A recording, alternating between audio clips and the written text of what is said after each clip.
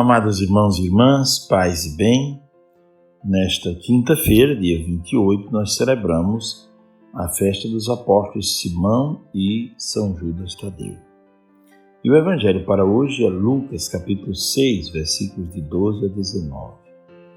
Naqueles dias, Jesus retirou-se a uma montanha para rezar e passou aí toda a noite orando a Deus. Ao amanhecer, chamou seus discípulos e escolheu 12 dentre eles, que chamou de apóstolos: Simão, a quem deu o sobrenome de Pedro, André, seu irmão, Tiago, João, Filipe, Bartolomeu, Mateus, Tomé, Tiago, filho de Alfeu, Simão, chamado Zelador, Judas, irmão de Tiago, e Judas Iscariotes, aquele que foi o traidor.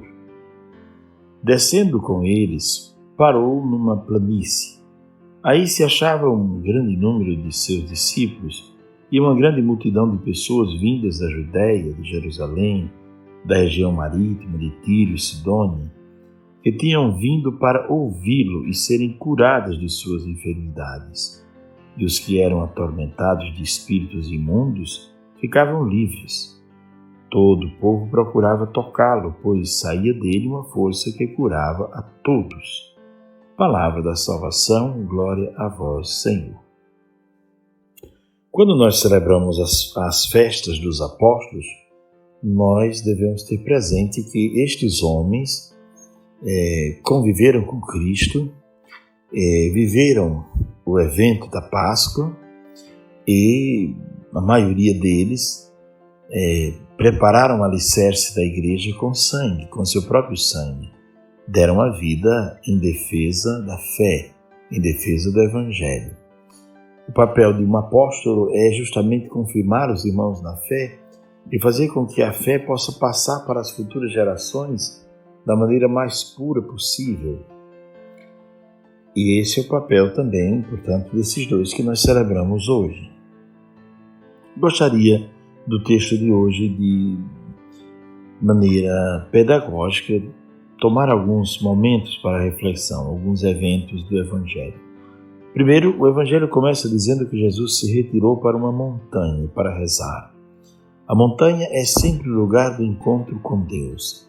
É o lugar onde Deus fala ao homem. Na montanha, Moisés recebeu as tábuas da lei. Na montanha, Jesus se transfigurou. A montanha é o lugar do encontro com Deus.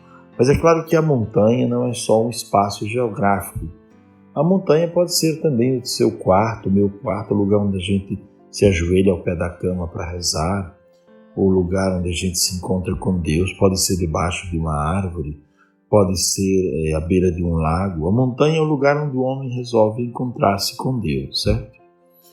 E quando vamos à missa no domingo, nós subimos a montanha, porque a planície ela é a realidade do dia a dia, ela não tem nada de extraordinário. Nós é que devemos dar extraordinariedade à planície depois da experiência que vivemos na montanha.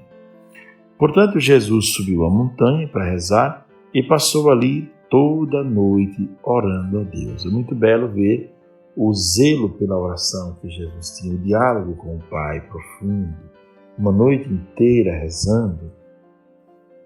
Precisamos aprender de Jesus o valor da oração. Não aquela oração usada só para pedir, para se lamentar ou para pedir graças, fazer preces, fazer promessas, mas a oração como diálogo de intimidade entre o Criador e a criatura. E o texto diz: ao amanhecer, ele chamou os seus discípulos e escolheu 12 dentre eles. Então, todas as vezes que Jesus ia tomar uma decisão qualquer importante, o que acontecia? Ele se retirava para uma montanha, para um lugar qualquer, onde ele pudesse rezar para tomar as suas decisões. É um grande exemplo também para nós. Quando vamos tomar decisões, nós deveríamos rezar, nos colocar diante de Deus e depois, com muita sinceridade e com muita clareza, tomar as decisões que devemos tomar, com muita lucidez. Às vezes, um momento de oração, 10 minutos, 20 minutos, nos traz uma lucidez que não tínhamos antes e agora nos tornamos capazes de tomar decisões. Ajoelhar-se diante do Santíssimo Sacramento, rezar o texto, meditar a palavra, são estilos de oração, são modos de oração que nos conduzem, de fato, a uma lucidez muito grande quanto à nossa presença no mundo, quem nós somos como cristãos, qual a nossa missão no mundo, quem sou eu, qual a minha missão no mundo. Depois um destaque interessante para estes nomes destes que Jesus escolhe para chamá-los de apóstolos, para tê-los mais próximos e depois enviá-los em seu nome. E esses apóstolos percorrerão lugares longínquos, distantes, lugares que eles nem falavam as línguas daqueles lugares, mas eles foram para semear o Evangelho, porque o Evangelho é uma experiência belíssima. Tem um texto da Carta de Ogneto, um documento antigo, que diz que os primeiros cristãos eram poucos, mas cativavam a muitos. E todos queriam saber de onde os cristãos tiravam, primeiro, porque era a identidade cristã, o sorriso, a capacidade de acolher, a força de vontade, né? A defesa da fé até o sangue, a ausência de medo da morte, não tinham medo de morrer. Quando os soldados vieram prender, por exemplo, o pai de Orígenes tinha apenas 12 anos e só não saiu de casa para se apresentar para ser morto porque a mãe escondeu a roupa dele e ficou nu dentro de casa. Então veja como no início os cristãos, crianças, jovens, aqueles que aderiam ao Evangelho tinham uma força espetacular. E todos os romanos e as pessoas que viam os cristãos sendo assassinados nas arenas, enquanto eram assassinados, cantavam, louvavam a Deus. E todos aqueles que viam aquilo diziam: o que está acontecendo? Quem é esse povo que não teme a morte? Quem é esse povo que não teme o tormento, o sofrimento, a tortura? Quem são estes? Então, a Carta de Ogneto traz um pouco uma fala muito interessante, em algumas páginas, sobre a identidade cristã. O que identificava o cristão nos primeiros séculos e o que identifica o cristão nos séculos de hoje também. Depois de ter escolhido estes homens para serem seus apóstolos, diz o texto que Jesus desceu com eles e parou numa planície, quer dizer, saíram do lugar da oração, da mística, para o lugar do convívio comum. E ali se achava grande número de seus discípulos, uma grande multidão de pessoas, vindas de todos os lugares, e queriam ouvi-lo. Ouvi-lo porque a palavra dele era uma palavra que restaurava, restabelecia, curava. Então eles queriam ouvi-lo e queriam ser curados de suas enfermidades. Muito interessante, pessoas que vêm de todos os lugares, porque há uma palavra que é capaz de curá-los, há uma palavra que é capaz de restaurá-los, há uma palavra que é capaz de restabelecer o equilíbrio, há uma palavra que é capaz de conferir esperança a quem está desesperado. E eles vêm em busca desta palavra. Queriam ser curados de suas enfermidades e queriam ouvir esta palavra. Depois também, muitos que eram atormentados por espíritos imundos ficavam livres, porque Jesus rezava por eles e os demônios eram expulsos e eles voltavam a ter liberdade. Já não agiam conforme a força do mal, mas agiam conforme o Espírito de Deus. E diz o texto que todo o povo procurava tocá-lo, porque dele saía uma força que curava a todos. Muito belo o texto do Evangelho de hoje, dividido nesses dois momentos, podemos dizer. Primeiro momento, aliás, três momentos, né?